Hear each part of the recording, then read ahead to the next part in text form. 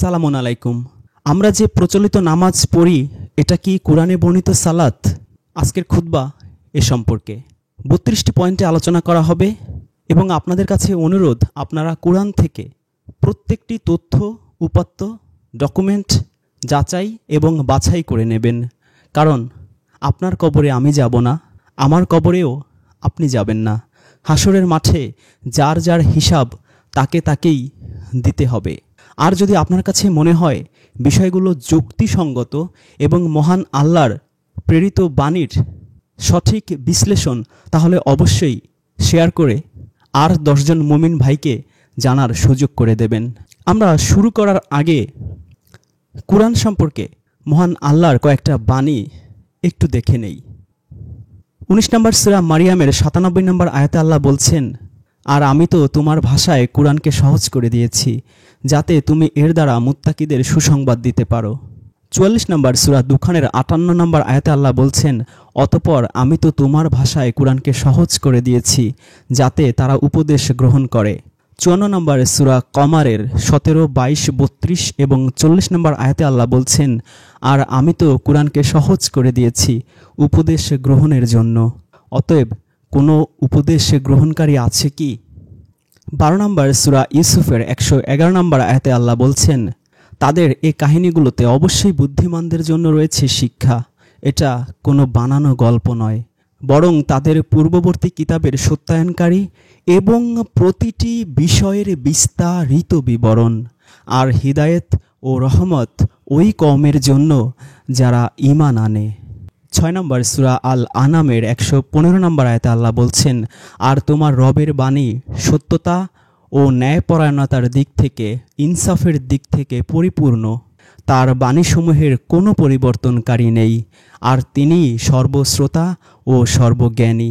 11 নম্বর সূরা হুদের 1 নম্বর আয়াতে আল্লাহ বলছেন, আলিফ লাম রা, এটি কিতাব যার আয়াতসমূহ সুস্থিত করা হয়েছে, মজবুত করা হয়েছে, অতঃপর বিস্তারিতভাবে বর্ণনা করা হয়েছে, সবিস্তারে ব্যাখ্যা করা হয়েছে, সবিশেষ অবহিত সত্তার পক্ষ থেকে।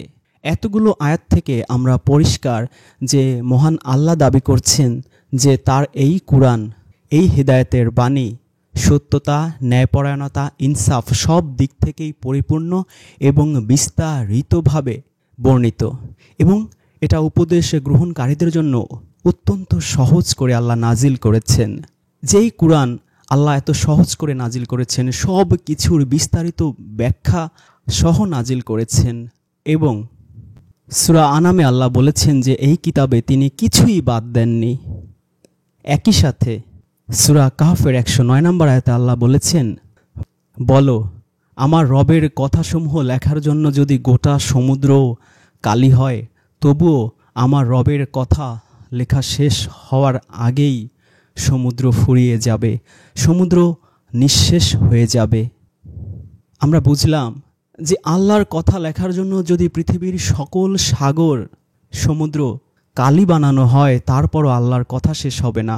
সেই আল্লাহই বলেছেন তিনি এই কিতাবে কিছুই বাদ দেননি, এবং আমাদের জন্য জান্নাতে রিটার্ন ব্যাক করার ক্ষেত্রে, হিদায়াত পাওয়ার ক্ষেত্রে যা দরকার পরিপূর্ণভাবে বিস্তারিতভাবেই আল্লাহ দিয়ে দিয়েছেন। তিনি চাইলে সব কিছু খুঁটিয়ে খুঁটিয়ে 10,000 পারা কোরআন দিতে পারতেন, কয়েক লক্ষ আয়াতে বিশিষ্ট কোরআন দিতে পারতেন, কিন্তু তিনি আমাদের যে 6,236 আয়াতে দিয়েছেন সেটাই তিনি ঘোষণা দিয়েছেন যে আমাদের জন্য যথেষ্ট, এবং ততটুকুর মধ্যেই আমাদের দুনিয়া এবং আখিরাতে কামিয়াবির জন্য যা দরকার সব বিস্তারিতভাবে বর্ণনা করে দিয়েছেন। তাহলে কি কোনো আল্লাহ বিশ্বাসী মানুষ, আল্লাহ বিশ্বাসী মুমিন, মুসলিম, মুত্তাকি বলতে পারে যে এই কোরআন অপূর্ণ? এই কোরআন আমাদের জন্য প্রয়োজনীয় কোনো কিছুর বিস্তারিত বর্ণনা দেয়া ছাড়াই পরিপূর্ণ হয়ে যাবে, আর আল্লাহ সেই ঘোষণা দেবেন? অবশ্যই একজন খাঁটি মুসলিম, মুমিন, মুত্তাকি হিসেবে আমরা কেউ বলতে পারি না যে এই কোরআন অপূর্ণ, অথবা আল্লাহ এই কোরআনে আমাদের জন্য যা দরকার তা বিস্তারিত বর্ণনা করেননি। এবার তাহলে এই বিষয়গুলো মাথায় রেখে আমরা সালাত প্রচলিত নামাজ কিনা সেই বিষয়টা বিশ্লেষণ করার চেষ্টা করি। প্রথম পয়েন্ট, এর আগের ভিডিওতে বিশেষ করে দুরূদ শরীফ ভিডিওতে এবং সূরা আহজাবের 56 আয়াতের বিশ্লেষণের ভিডিওতে আলোচনা করা হয়েছে যে সালাত এর শাব্দিক অর্থ আসলে কি। সুতরাং সেদিকে যাব না। সংক্ষেপে আমরা জানি যে সালাত অর্থ হচ্ছে যোগাযোগ, সংযোগ, কমিউনিকেশন, কোনো কিছুর প্রতি 100% ফোকাস দেয়া, অ্যাটেনশন দেয়া। যদি এই সালাত প্রচলিত নামাজি হয়ে থাকে তাহলে কেন কুরআনে কখনো এই প্রচলিত নামাজি যে সালাত তা নিশ্চিত করা হয়নি এবং ব্যাখ্যা বা পদ্ধতিও বলা হয়নি? এমনকি যে 83 বার সালাত শব্দটা আল্লাহ ব্যবহার করেছেন, একটি বারও সেখানে এই প্রচলিত নামাজের ডিটেলস আল্লাহ বলেননি। কেন বলেননি? 2 নম্বর পয়েন্ট, যদি সালাত প্রচলিত নামাজি হয়ে থাকে এবং এর বিভিন্ন পদ্ধতি থেকে থাকে যেটা একটার পর একটা সিকুয়াল ভিত্তিক হয়ে থাকে, ধাপে ধাপে হয়ে থাকে, যেমন প্রথমে তাকবীর, কিয়াম, তারপর রুকু, সিজদা, শেষ বৈঠক ইত্যাদি, তাহলে কেন কুরআনে যতবার রুকু, সিজদা, কিয়াম এই শব্দগুলো আল্লাহ ব্যবহার করেছেন একই আয়াতে, কখনো এগুলোর কারেক্ট সিকোয়েন্স আকারে আল্লাহ বলেননি, ধাপ অনুযায়ী আল্লাহ বলেননি, পর্যায়ক্রমে আল্লাহ বলেননি? কখনো রুকুর কথা আগে বলেছেন, কখনো সিজদার কথা আগে বলেছেন, কখনো কিয়ামের কথা আগে বলেছেন। কেন এরকম সিকুয়ালগুলো ব্রেক ডাউন করা হলো? কেন একবারও স্টেপ বাই স্টেপ সিকুয়ালগুলা আল্লাহ বলল না? 3 নম্বর পয়েন্ট, যদি সালাত প্রচলিত নামাজি হয়ে থাকে তাহলে কেন কুরআনে একটা আয়াতও নেই উদাহরণস্বরূপ পরিষ্কারভাবে স্টেপ বাই স্টেপ কোনো সিকোয়েন্সিয়াল মেথড বা অর্ডার নেই যে এটা কীভাবে তুমি পড়বে? আল্লাহ তো বলতে পারতো অন্তত একবারের জন্য, হে ঈমানদারেরা, যখন তোমরা সালাতের জন্য দাঁড়াবে তখন প্রথমে তাকবীর উল্লাহ বলবে, তারপর হাত বেঁধে কিয়াম করবে, তারপর কুরআন পড়বে, তারপর রুকু করবে, তারপর সিজদা করবে, তারপর শেষ বৈঠক করবে ইত্যাদি। কেন আল্লাহ একটা আয়াত এর পদ্ধতি হিসেবে নাজিল করেননি? 4 নম্বর পয়েন্ট, আমরা কোরআনে দেখতে পাই এমন অজস্র আয়াত আছে যা অনেক মুমিন মুসলিমের সারা জীবনে হয়তো একবারও আমল করার সুযোগ হয় না, কাজে লাগানোর সুযোগ হয় না। যেমন তালাকের কথা বলা আছে। বহু মানুষ আছে, লক্ষ লক্ষ কোটি কোটি, যাদের স্ত্রীদের সাথে তালাকই হয় না সারা জীবনেও। সূরা বাকারার 282 নম্বর আয়াতে যেমন ঋণের কথা বলা আছে যে ঋণ নিলে সেটা লিখে রাখতে হবে। অনেক মানুষ আছে যে সারাটা জীবনে কারো কাছ থেকে 1 টাকা ঋণও তার নেওয়া লাগে না, তার আগেই সে মৃত্যুবরণ করে। এমন তুচ্ছ বা খুব কম গুরুত্বপূর্ণ অথবা জীবনে একটা বারও প্রয়োজন হয় না এমন বিষয়টা পর্যন্ত আল্লাহ কত চমৎকারভাবে কোরআনে উল্লেখ করে দিয়েছেন। সেক্ষেত্রে যেই জিনিস দিনে 5 বার করতে হবে এত গুরুত্বপূর্ণ যে প্রত্যেকটা মুসলিমকে কমপক্ষে 5 বার নামাজ পড়তে হবে, এটা বলা হয়ে থাকে জান্নাতের চাবি। এত মহা গুরুত্বপূর্ণ বিষয়টা 6236 আয়াতের একটা আয়াতেও কেন আল্লাহ বিস্তারিতভাবে বললেন না? এটা কি তাহলে সেই তালাক বা ঋণ লিখে নেওয়ার চেয়েও কম গুরুত্ব বহন করছে? নাকি আল্লাহ বলতে ভুলে গেছে? মাআযাল্লাহ, আল্লাহ নিশ্চয়ই আমাদের হিদায়াতের জন্য, আমাদের জান্নাতের রিটার্ন ব্যাক করানোর জন্য যা যা দরকার প্রয়োজনীয় তার একটা সিঙ্গেল ওয়ার্ডও ভুলতে পারেন না। একজন প্রকৃত মুমিন মুসলিম হিসেবে আমরা মনে প্রাণে তা বিশ্বাস করি। 5 নাম্বার পয়েন্ট, কোরআনকে যেহেতু আল্লাহ বলেছেন এই কোরআন হচ্ছে ফুললি ডিটেইল, সব কিছুর বিস্তারিত বিবরণ, অথচ আমরা দেখতে পাই নামাজের বিস্তারিত বিবরণ দেয়া হয়নি। বরঞ্চ সূরা বাকারার 67 থেকে 71 আয়াতে বনী ইসরাইলরা একটা জিনিসের বিস্তারিত চাওয়ার পর আল্লাহ কিভাবে তাদের কটাক্ষ করেছেন সেটা আল্লাহ কত চমৎকারভাবে ফুটিয়ে তুলেছেন যে দেখো হে আমার বান্দারা, আমি যা বলি ততটুকুই অনুসরণ করো, ততটুকুই তোমাদের জন্য যথেষ্ট। এর বেশি ডিটেইলস বা বিস্তারিত জানতে চেও না। যদি জানতে চাও ওই বনী ইসরায়েলদের সাথে যা ঘটেছে, তারা মহাবিপদে পড়েছে, মহা যন্ত্রণায় পড়েছে, তোমরাও সেরকম ঝামেলায় পড়বে, মহা ঝামেলায় পড়বে, যন্ত্রণার মধ্যে পড়বে। আমরা দেখতে পাই সূরা বাকারায় আল্লাহ বলছেন, আর আমি একে বানিয়েছি দৃষ্টান্ত শেষ সময়ের এবং তৎপরবর্তী জনপদসমূহের জন্য এবং মুত্তাকিদের জন্য উপদেশ। ৬৭ আয়াত।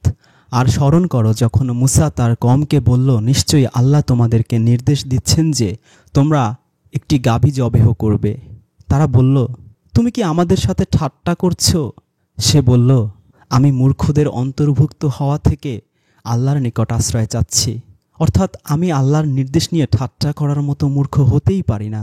৬৮ আয়াতে আল্লাহ বলছেন, তারা বলল, তুমি আমাদের জন্য তোমার রবের নিকট দোয়া করো, তিনি যেন আমাদের জন্য স্পষ্ট করে দেন গাভীটি কেমন হবে। সে বলল, নিশ্চয়ই তিনি বলেছেন, নিশ্চয়ই তা হবে গরু, বুড়ো নয় এবং বাচ্চাও নয়, এর মাঝামাঝি ধরনের। সুতরাং তোমরা করো যা তোমাদেরকে আদেশ করা হয়েছে, সেটা করে ফেলো। ৬৯ আয়াত।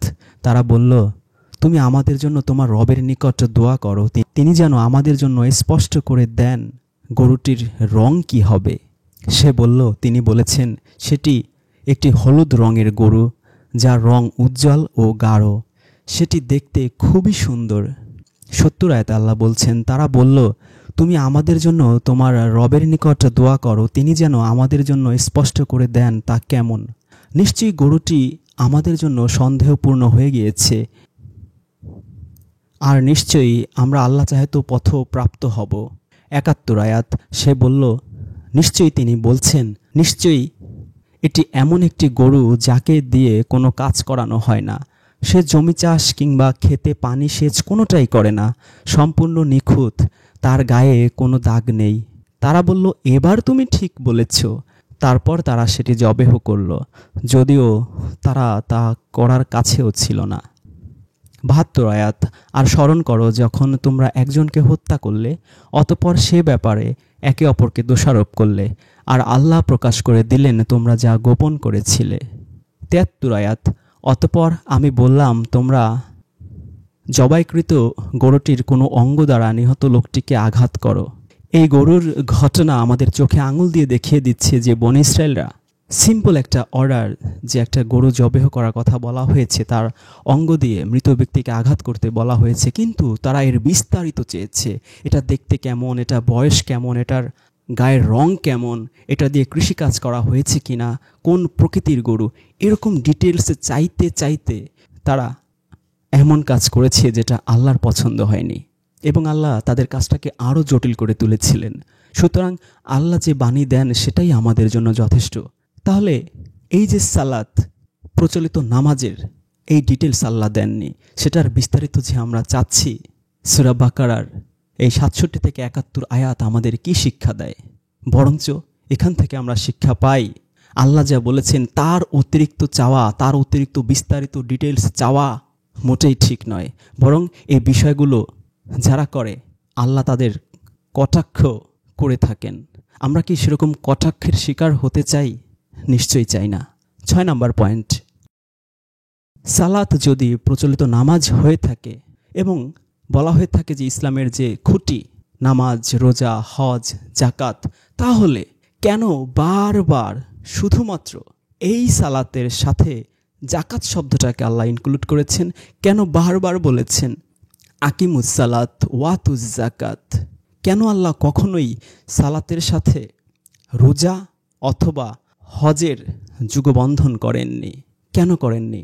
কেন সবসময় সালাতের সাথে জাকাতটাকেই ইনক্লুড করা হয়েছে? ৭ নম্বর পয়েন্ট, মানুষেরা যে প্রচলিত নামাজ পড়ে, যদি সেটা ইউনিকই হয়ে থাকে, আনকমন হয়ে থাকে, তাহলে ২৪ নম্বর সূরা নূরের ৪১ আয়াত আমাদের কি শিক্ষা দেয়?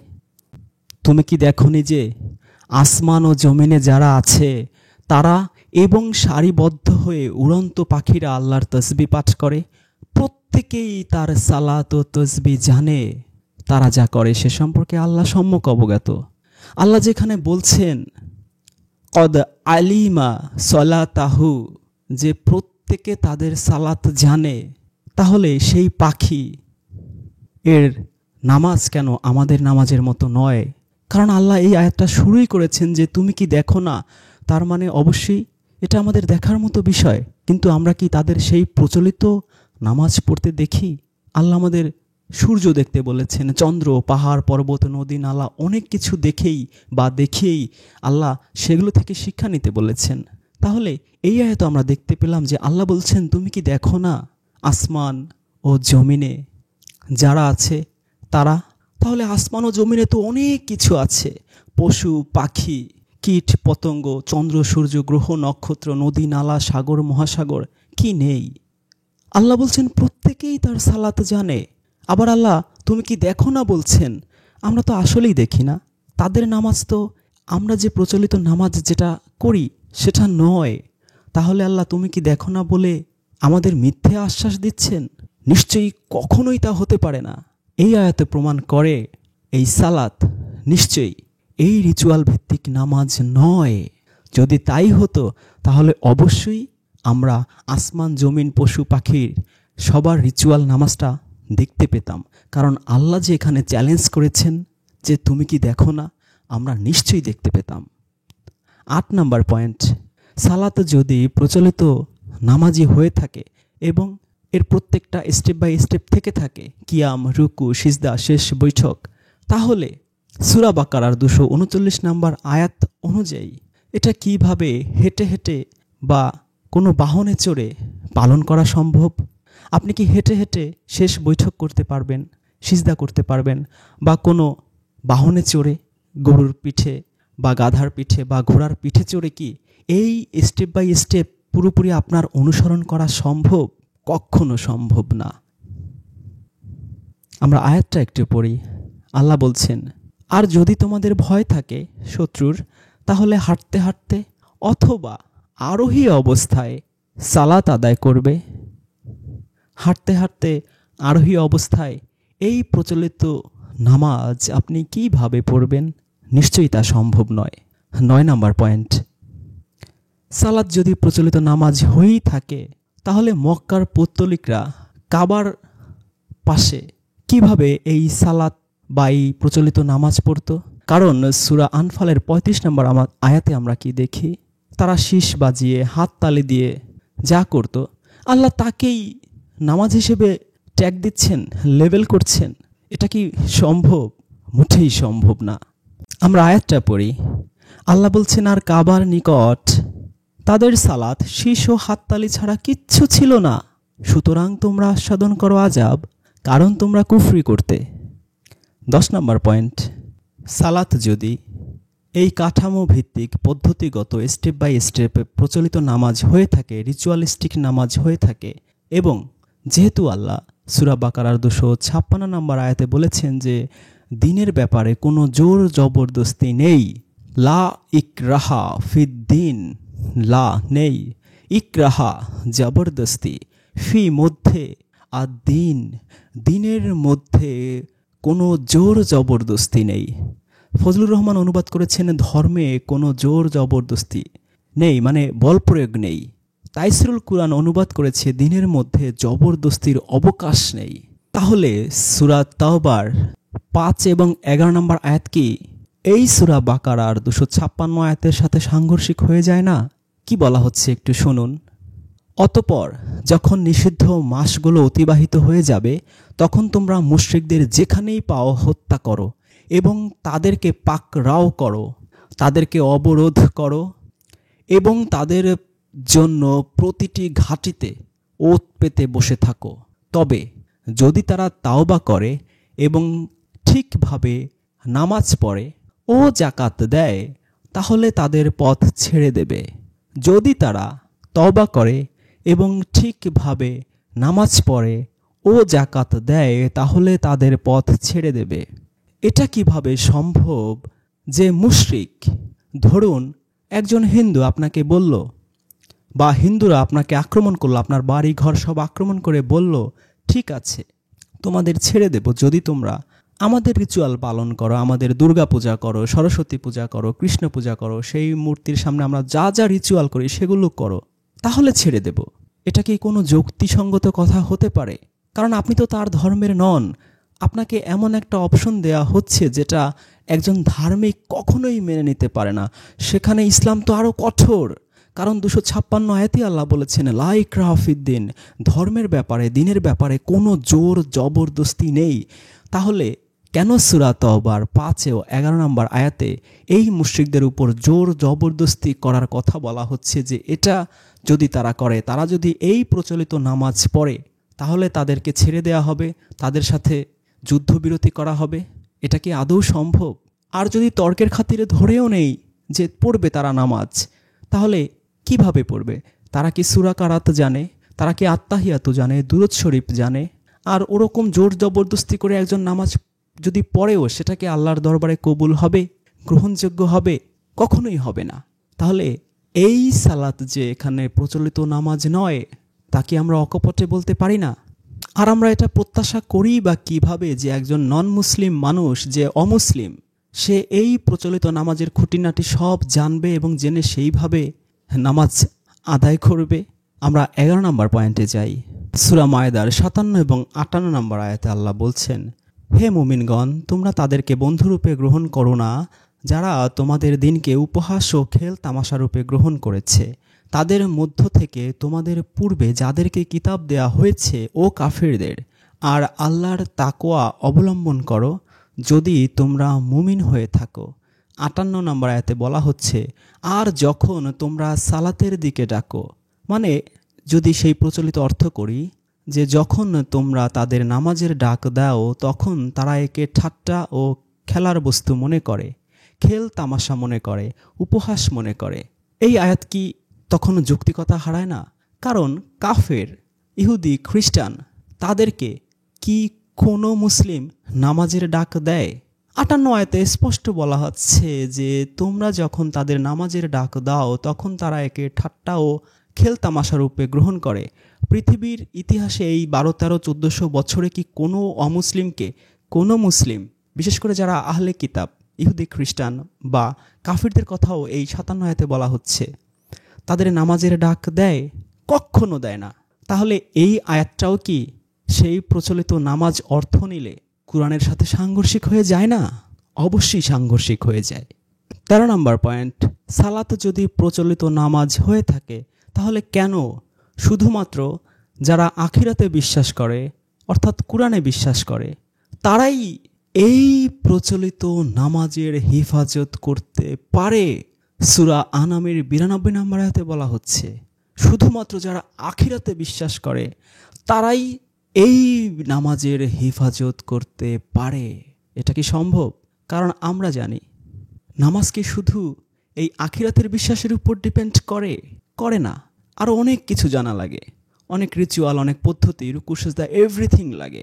এবং এর মাধ্যমে কি আসলে এই সালাতের হেফাজত করা সম্ভব? এই সালাতের হেফাজত অনেক গভীর একটা টার্ম।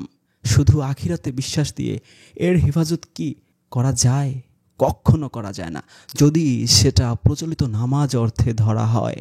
14 নম্বর পয়েন্ট, যদি সালাত প্রচলিত নামাজ হয়ে থাকে, তাহলে যদি কোনো ব্যক্তি হঠাৎ ভ্রমণের সময়ে মৃত্যু মুখে পতিত হয়, তাহলে কিভাবে সে দুজন সাক্ষী রাখবে যারা অজানা, অচেনা, এবং হতে পারে যে তারা অমুসলিম? যেহেতু সফরের সময় মানুষ শুধু তো মুসলিমদের সাথে সফর করে না, ভ্রমণ করে না। হিন্দু থাকতে পারে, খ্রিস্টান থাকতে পারে, বৌদ্ধ থাকতে পারে, এনিবডি ক্যান বি। তাহলে এই সাক্ষীদেরকে এই প্রচলিত নামাজ পড়ার কথা বলা হচ্ছে, এবং তার আগে আল্লাহর নামে শপথ নেবে যে তারা সত্যবাদী। তারপর তারা সেই ব্যক্তিটির ওসিয়ত সম্পর্কে জানবে। সূরা মায়েদার 106 নম্বর আয়াত তো ঠিক তাই বলা হচ্ছে, হে ঈমানদারগণ, যখন তোমাদের মধ্যে কারো মৃত্যু উপস্থিত হয়, তখন ওসিয়তকালে তোমাদের মধ্য থেকে দুজন ন্যায়পরায়ণ লোককে সাক্ষী রাখবে। অথবা তোমরা সফরে থাকলে এবং সে অবস্থায় তোমাদের মৃত্যুর বিপদ এসে পড়লে তোমাদের ছাড়া অন্যদের মধ্য থেকে দুজন সাক্ষী রাখতে পারো।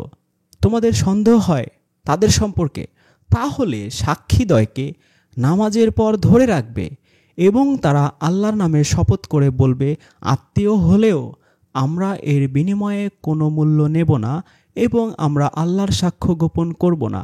তা করলে অবশ্যই আমরা পাপীদের অন্তর্ভুক্ত হব।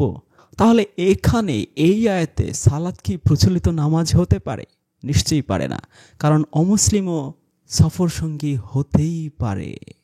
15 নম্বর পয়েন্ট, সালাত যদি প্রচলিত নামাজ হয়ে থাকে, যেটা অবশ্যই দিনে 5 বার করতে হবে, তাহলে কেন কুরআন বারবার আকিমুস সালাত বলেছে, আকিমুস সালাত বলেছে, আকিমুস সালাত বলেছে? একবারও নামাজ পড়তে বলেনি, বারবার আকিমুস সালাত বলা হয়েছে কেন? 16 নম্বর পয়েন্ট, সালাত যদি প্রচলিত নামাজ হয়ে থাকে, তাহলে কেন রাসূলদেরকে আদেশ করা হতো আকিমুস সালাত করতে?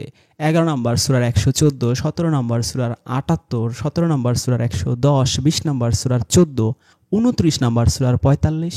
অথচ আমরা তো জানি যে রাসূলদের একমাত্র দায়িত্ব ছিল আল্লাহর বাণী প্রচার করা।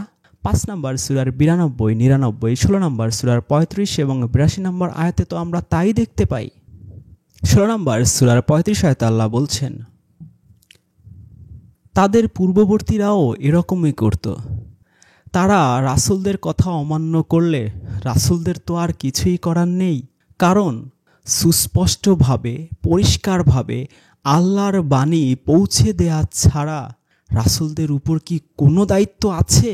সুস্পষ্টভাবে আল্লাহর বাণী পৌঁছে দেয়া ছাড়া রাসূলদের উপর কি কোনো দায়িত্ব আছে? 16 নম্বর সূরা নাহলের 82 নম্বর আয়াত, যদি তারা মুখ ফিরিয়ে নেয় তাহলে জেনে রাখো তোমার দায়িত্ব কেবল সুস্পষ্টভাবে আল্লাহর বাণী পৌঁছে দেওয়া। যদি তারা মুখ ফিরিয়ে নেয় তাহলে জেনে রাখো জোরপূর্বক তাদেরকে সঠিক পথে আনা তোমার দায়িত্ব নয়, তোমার দায়িত্ব কেবল সুস্পষ্টভাবে আল্লাহর বাণী পৌঁছে দেয়া। সূরা মায়দা 5 নম্বর সূরা 92 নম্বর আয়াত, আল্লাহ বলছেন, তোমরা আল্লাহকে মেনে চলো আর তার রাসূলকে মেনে চলো আর সতর্ক থাকো। আর যদি তোমরা মুখ ফিরিয়ে নাও তাহলে জেনে রাখবে পরিষ্কারভাবে আল্লাহর বাণী পৌঁছে দেয়াই আমার রাসূলের দায়িত্ব। তাহলে জেনে রাখো আমার রাসূলের দায়িত্ব শুধু সুস্পষ্টভাবে আল্লাহর বাণী পৌঁছে দেয়া। 99 নম্বর আয়াত সূরা মায়দা, রাসূলের দায়িত্ব তো কেবল আল্লাহর বাণী পৌঁছে দেয়া, প্রচার ব্যতীত রাসূলের কোনো দায়িত্ব নেই। আর তোমরা যা প্রকাশ করো এবং যা গোপন করো আল্লাহ তা জানেন। এই 4টা আয়াতে আমরা দেখলাম যে রাসূলের দায়িত্ব হচ্ছে আল্লাহর বাণী পৌঁছে দেয়া। তাহলে কেন 11 নম্বর সূরার 114, 17 নম্বর সূরার 78, 17 নম্বর সূরার 110, 20 নম্বর সূরার 14 এবং 29 নম্বর সূরার 45 নম্বর আয়াতে এই রাসূলদেরকেই আকিমুস সালাত করতে বলা হলো? এটা তো তাদের দায়িত্বের মধ্যে পড়ে না। যদি আমরা এই সালাতের অর্থ প্রচলিত রিচুয়ালিস্টিক নামাজ হিসেবে অর্থ করে নেই।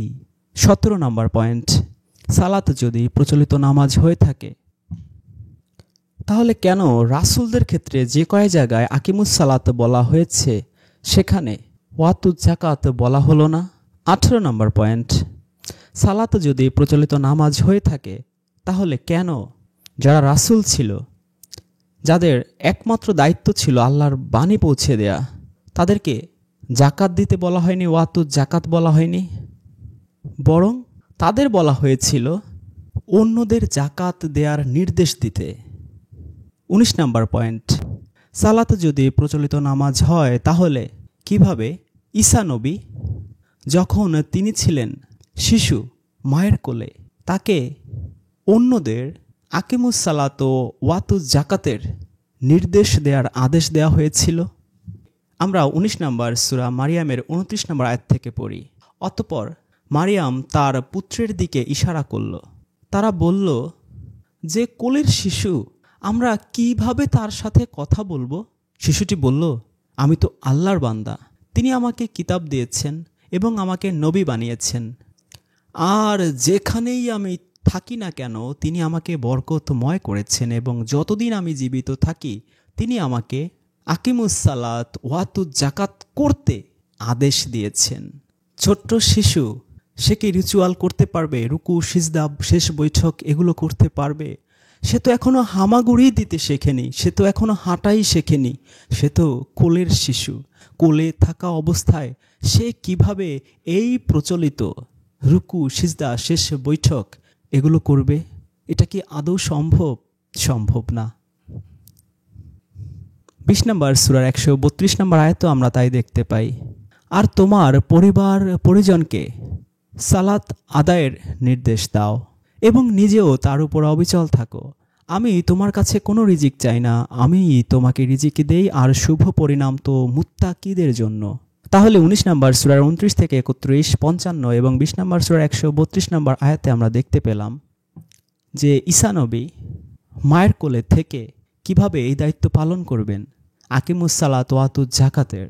এটা আদৌ সম্ভব না যদি আমরা আকিমুস সালাতের অর্থ প্রচলিত রুকু সিজদা শেষ বৈঠক কিয়াম ভিত্তিক প্রচলিত নামাজ অর্থ নেই।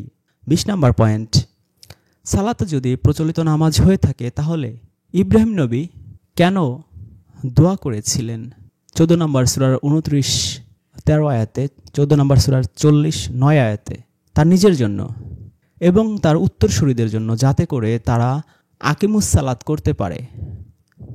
এবং কেন তিনি তার এই দোয়া কবুলের প্রার্থনা করেছিলেন 14 নম্বর সূরার 40 নম্বর আয়াতে, কিন্তু কখনোই তিনি এই নামাজ কবুলের প্রার্থনা করেননি।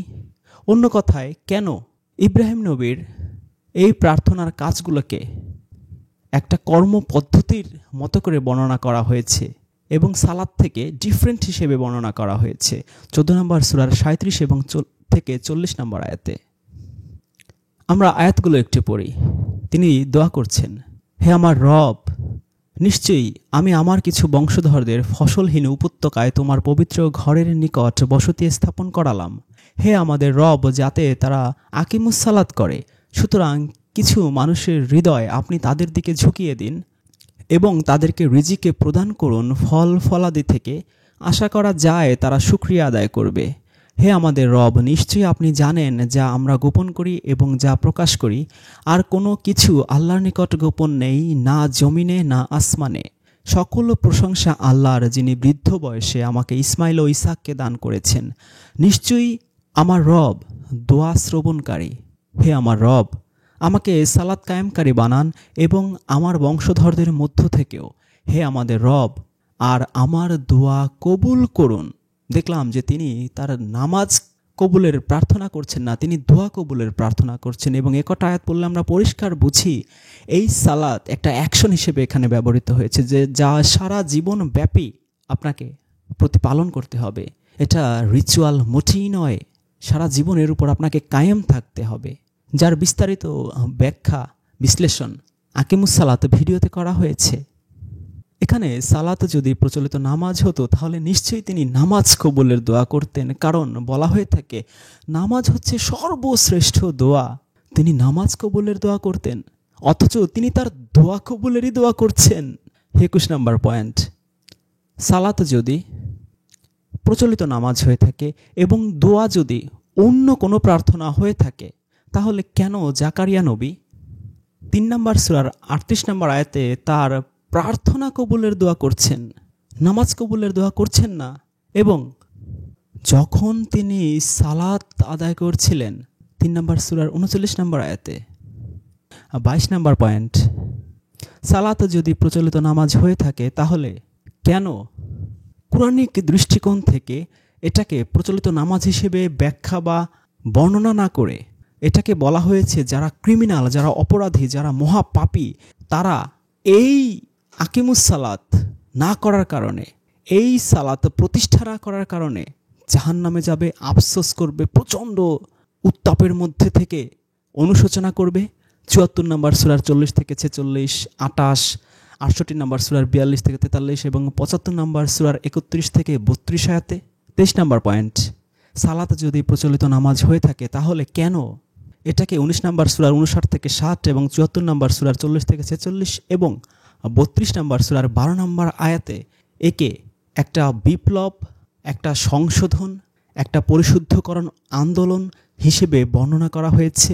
যেই বিপ্লব, যেই ইনকিলাব, যেই পরিশুদ্ধকরণ, রিফরমেশন, পরিশুদ্ধকরণ, সংশোধন মানুষের পুরো জীবনযাত্রা, পুরো পরিবার, পুরো সমাজকে চেঞ্জ করে ফেলতে পারে এবং কেন এই বিপ্লব, এই সংশোধন, এই রিফরমেশনকেই জীবনের প্রকৃত সাকসেস হিসেবে কোরআনে ঘোষণা দেওয়া হয়েছে।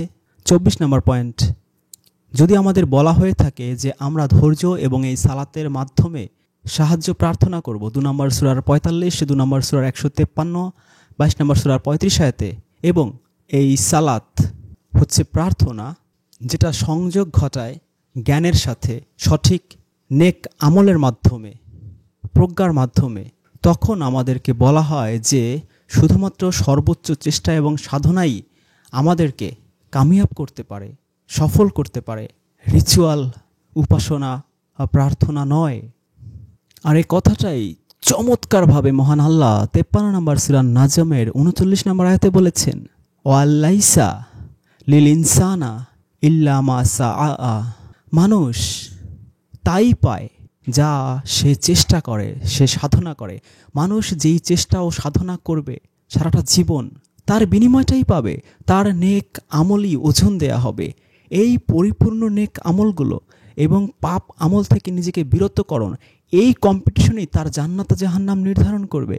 যদি তার নেকের পাল্লা ভারী হয় তাহলে সে জান্নাতে যাবে, আর যদি তার পাপের পাল্লা ভারী হয় তাহলে সে জাহান্নামে যাবে, যেটা সূরা আরাফের 8, 9 এবং সূরা মুমিনুনের 102-3 আয়াতে চমৎকার পরিষ্কারভাবে আল্লাহ বলে দিয়েছেন। মানুষের চেষ্টা এবং সাধনাই হবে, তার আমলই হবে তার আসল সফলতা। এই রিচুয়াল ভিত্তিক উঠক বৈঠক কিভাবে তার সারা জীবনের কামিয়াবির বহিঃপ্রকাশ হতে পারে? সে কোনো পাপ করবে না, সে গীবত করবে না, মিথ্যা বলবে না, জুলুম করবে না, কারো হক নষ্ট করবে না, মানুষকে ঠকিয়ে খাবে না, বরং মানুষের উপকার করবে, দান করবে, সাদগা করবে, বিপদে মানুষের পাশে দাঁড়াবে, সত্যের পথে চলবে, ইনসাফের পথে চলবে, মানুষকে সৎ কাজের আদেশ দেবে। এইভাবে সে বদ আমল থেকে মুক্ত হয়ে নেক আমলের দিকে ধাবিত হবে এবং যত বেশি চেষ্টা ও সাধনা করবে সে তাই পাবে। এটাই তো 53 নম্বর সূরা নাজমের 39 নম্বর আয়াতে বলা হয়েছে। কই, এখানে তো সেই প্রচলিত রিচুয়াল ভিত্তিক নামাজের কথা বলা হয়নি। আর আসলেই কি এটাই একমাত্র সমাধানের পথ নয়? এই পৃথিবীতে যত হিংসা, হানাহানি, মানুষের উপর জুলুম, অত্যাচার, নির্যাতন, লোভ, লালসা, মিথ্যা, গীবত চলছে, তা থেকে পরিত্রাণের যে এগুলোর থেকে দূরীভূত হয়ে মানুষ পরিপূর্ণভাবে কোরআনের সকল আদেশ, উপদেশ, নিষেধ মেনে চলে সকল মানুষের সাথে রিলেশনশিপ বিল্ড আপ করবে, আল্লাহর সাথে রিলেশনশিপ বিল্ড আপ করবে, কমিউনিকেশন বিল্ড আপ করবে, কোরআনের সাথে কমিউনিকেশন বিল্ড আপ করবে এবং কোরআন থেকে অর্জিত জ্ঞান তার নিজের জীবন, পারিবারিক জীবন এবং সামাজিক জীবনে বাস্তবায়ন করবে। এবং সেই ক্ষেত্রে তার বিপদ আপদ, ঝড় ঝাপটা যাই আসুক, সে ধৈর্যের মাধ্যমে আল্লাহর সাহায্য প্রার্থনা করবে। এই কথাটাই কি সূরা বাকারা মানে 2 নম্বর সূরার 45, 2 নম্বর সূরার 153 এবং 22 নম্বর সূরার 35 আয়াতে বলা হয়নি? তাই বলা হয়েছে। 25 নম্বর পয়েন্ট, সালাত যদি প্রচলিত নামাজ হয়ে থাকে তাহলে কেন হঠাৎ করে কনটেক্সট ছাড়াই হুট করে এই শব্দটা চলে আসলো সূরা বাকারার 238 এবং 39 নম্বর আয়াতে, যেখানে এর আগের আয়াতগুলো বর্ণনা করা হচ্ছিল তালাকের বিধি বিধান, নিয়ম কানুন, পদ্ধতি, এর বিশ্লেষণগুলো, এর বিস্তারিত বিবরণগুলো 2 নম্বর সূরার 236 থেকে 41 আয়াত পড়লে আমরা তাই দেখি। তাহলে 2 নম্বর সূরা বাকারার 236 থেকে 41 আয়াতে কথা বলা হচ্ছে ডিভোর্সের বিষয়ে। সেখানে হুট করে এই 5টা আয়াতের মাঝ বরাবর 38-39 নম্বর আয়াতে কিভাবে কনটেক্সটবিহীন এই প্রচলিত নামাজ শব্দটা ঢুকে গেল? নিশ্চয়ই এখান থেকে আমরা বুঝি যে এই সালাত যেটা 2 নম্বর সূরার 38 এবং 39 নম্বর আয়াতে বলা হয়েছে সেটা কখনোই প্রচলিত রিচুয়ালিস্টিক নামাজ নয়। 26 নম্বর পয়েন্ট, সালাত যদি প্রচলিত নামাজ হয়ে থাকে যার বিস্তারিত বিবরণ বা পদ্ধতি কোরআনে নেই, কারণ বলা হয়ে থাকে যে এটা রাসূলের জন্য ছেড়ে দেয়া হয়েছে যে তিনি এর ব্যাখ্যা, বিশ্লেষণ, পদ্ধতি সবাইকে জানাবেন, তাহলে কেন একটা সিঙ্গেল হাদিসও এই 1200-1300 বছরের ইতিহাসে পাওয়া যায় না যেখানে এই প্রচলিত নামাজের শুরু থেকে শেষ পর্যন্ত সবিস্তারে বর্ণনা করা আছে? একটা সিঙ্গেল হাদিস কেন কোনো কিতাবে, না শিয়াদের কিতাবে, না সুন্নিদের কিতাবে এই শিয়া সুন্নি ইবাদি তাজিয়ানিদের ৮০-৯০টা হাদিস গ্রন্থে কোথাও কেন একবারের জন্য নামাজের পরিপূর্ণ বর্ণনা পাওয়া যায় না? কেন এক এক মাযহাবের এক এক পদ্ধতি নিয়ে এত শত শত বছর ধরে এখনও দলাদলি হানাহানি চলছে? হাত বাঁধা নিয়ে, জোরে আমিন বলা নিয়ে, দাঁড়ানো নিয়ে, আত্তাহিয়াতু নিয়ে, দুরূদ শরীফ নিয়ে, প্রত্যেকটা স্টেপে স্টেপে কেন এত এত মতের অমিল? কেন শুধুমাত্র হাত বাঁধাটাই এত শত বছর ধরে, এত শত হাদিস রিসার্চ করে তারা ঐক্যমত্যে পৌঁছতে পারছে না? কেন একটা মাত্র সিঙ্গেল হাদিস তারা দেখাতে পারছে না যেখানে এই প্রচলিত নামাজের শুরু থেকে শেষ পর্যন্ত স্টেপ বাই স্টেপ বলা আছে? এটা কি আশ্চর্যের নয়? নাকি কাকতালীয়? নাকি রাসূল তার দায়িত্ব পালন করেননি? নাকি রাসূল এক এক সাহাবীকে এক এক সিস্টেমে এক এক পদ্ধতিতে এই রিচুয়াল শিখিয়েছিলেন? তা কি আদৌ সম্ভব যে এক একজনকে এক একভাবে শিখিয়ে পরবর্তীতে এত ধরনের মাঝহাবি পদ্ধতি বানানোর উস্কানি তিনি দেবেন এবং এর মাধ্যমে মুসলিমরা বিভক্ত হয়ে যাবে? ২৭ নম্বর পয়েন্ট, সালাত যদি ইসলামের গুরুত্বপূর্ণ একটা খুঁটি হয়ে থাকে এবং রাসূলের দায়িত্ব হয়ে থাকে এটা ব্যাখ্যা করার হাদিসের মাধ্যমে, তাহলে কেন আমরা এভাবে বিভ্রান্ত হচ্ছি? এটা কি এতটাই কম গুরুত্বপূর্ণ জিনিস যে আল্লাহ কুরআনে এর বিস্তারিত বলে দেবেন না? অথচ এটাকে ইসলামের এত শক্ত, এত গুরুত্বপূর্ণ একটা খুঁটি হিসেবে ঘোষণা করা হবে। অন্যদিকে যদি ধরেও নেওয়া হয় যে এটা রাসূলদের উপরই তিনি ছেড়ে দিয়েছেন আল্লাহ পাক, যে তারাই এটা শেখাবে তাদের মতো করে, তাহলে কেন কুরআনের ১৩ নম্বর সূরার ৪০, ২৪ নম্বর সূরার ৫৪, ২৯ নম্বর সূরার ১৮, ৪২ নম্বর সূরার ৪৮ এবং ৬৪ নম্বর সূরার ১২ নম্বর আয়াতে বলা হচ্ছে রাসূলদের দায়িত্ব হচ্ছে শুধুমাত্র আল্লাহর বাণী প্রচার করা? তাহলে এই নামাজের সাথে সম্পর্কিত আল্লাহর বাণীগুলো কোথায়? আর যদি নাই থেকে থাকে তাহলে কি তারা এই আল্লাহর বাণী পুরোপুরি প্রচার করেননি? কুরআনে কি তাহলে কিছু আয়াত কম আছে? অথচ আমরা ১৩ নম্বর সূরা রাদের ৪০ আয়াতে দেখতে পাই যে আল্লাহ বলছেন, আর যে প্রতিশ্রুতি আমি তাদেরকে দিচ্ছি, যদি তার কিছু তোমাকে দেখায় অথবা তোমার মৃত্যু ঘটায়, তাতে কিছুই যায় আসে না। তবে তোমার কর্তব্য কেবল সত্যের বাণী পৌঁছে দেয়া আর আমার দায়িত্ব হিসাব নেয়া। এরকম প্রত্যেকটা আয়াতেই আল্লাহ বলছেন যে রাসূলের দায়িত্ব শুধু আল্লাহর বাণী পৌঁছে দেয়া। কেন এমন বিপরীতমুখী বিষয় আমরা দেখতে পাচ্ছি? ১৩ নম্বর সূরার ৪০, ২৪ নম্বর সূরার ৫৪, ২৯ নম্বর সূরার ১৮, ৪২ নম্বর সূরার ৪৮ এবং ৬৪ নম্বর সূরার ১২ নম্বর আয়াতে। ২৮ নম্বর পয়েন্ট, সালাত যদি প্রচলিত নামাজ হয়ে থাকে তাহলে এর মধ্যে তো অনেক স্টেপ আছে, অনেক পদ্ধতি আছে, রীতিনীতি আছে। হাত পা সব কিছুর মাধ্যমেই তা করা হয়, রুকু করা হয়, সিজদা করা হয়, শেষে বৈঠক করা হয়। তাহলে কেন এবং কিভাবে যারা শারীরিকভাবে প্রতিবন্ধী তারা এটা পালন করবে? কারণ আমরা জানি লক্ষ লক্ষ প্রতিবন্ধী, শারীরিক প্রতিবন্ধী মানুষ আছে যাদের পক্ষে এইভাবে রিচুয়ালিস্টিক নামাজ পড়া সম্ভব নয়। ২৯ নম্বর পয়েন্ট,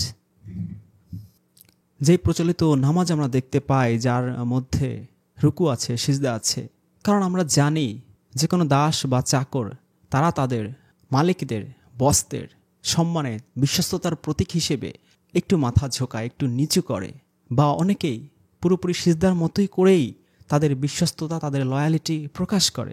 তাহলে এটা কি এমনই এক বডি ল্যাঙ্গুয়েজ নয় যে এই ল্যাঙ্গুয়েজের মাধ্যমে আল্লাহকে আমরা এমন কিছু বলছি যেই আল্লাহ আমাদের মনের ভেতর কি আছে, কি চাই তার কাছে তা আগে থেকেই জানেন? রুকু, সিজদা, বৈঠক এগুলোর মাধ্যমেই আল্লাহর কাছে কি প্রার্থনা করার কোনো নজির আমরা দেখতে পাই? ইউনুস নবী মাছের পেটে থাকতেই তো ওখানে বসেই আল্লাহর কাছে প্রার্থনা করেছেন।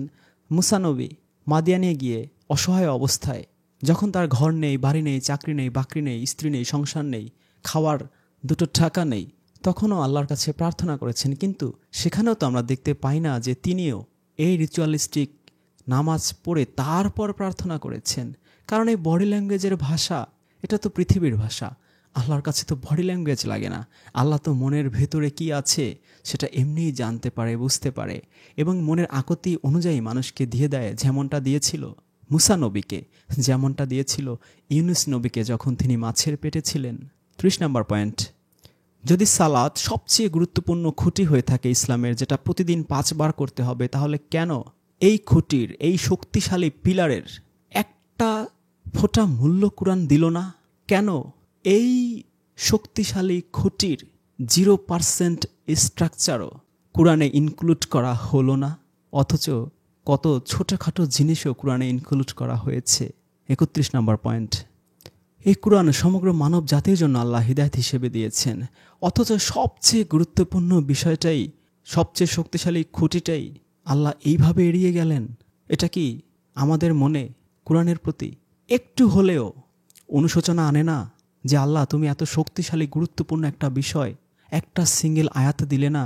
এমনকি একটা সিঙ্গেল হাদিসও খুঁজে পাওয়া যায় না যেখানে এই রিচুয়ালিস্টিক নামাজের শুরু থেকে শেষ পর্যন্ত আমরা জানতে পারি পরিষ্কারভাবে, বিনা বিতর্কে, বিনা মতভেদে। 31 নম্বর পয়েন্ট, যদি আকিমুস সালাত হয়ে থাকে সবচেয়ে গুরুত্বপূর্ণ কর্ম আমাদের, যেটা কোরআনে এতবার আল্লাহ বলেছেন, এই পুরো পদ্ধতিটাকেই কি আল্লাহ আমাদের নিয়তির উপরে, ভাগ্যের উপরে ছেড়ে দিয়েছেন?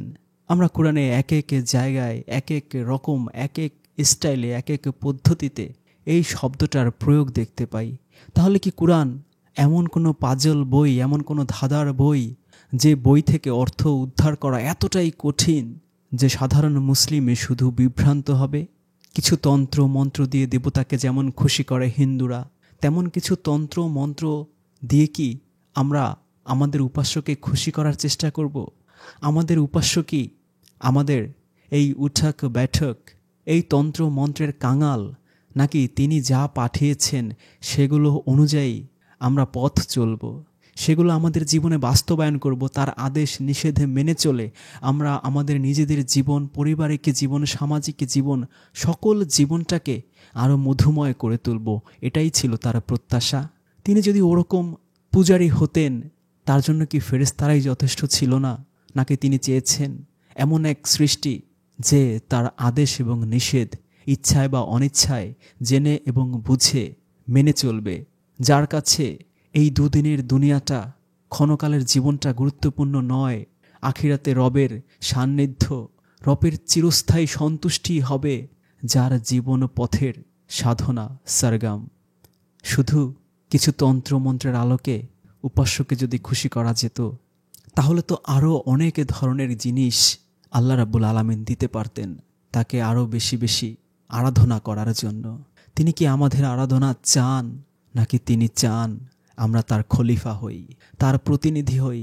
তিনি যেমন সমগ্র সৃষ্টি জগৎকে দেখে শুনে রাখেন, দয়া করেন, মায়া করেন, আমরা সবার প্রতি দয়াশীল হই, মায়াশীল হই, বিপদে আপদে ধৈর্য ধারণ করেও রাব্বুল আলামিনের শুকরিয়া আদায় করি।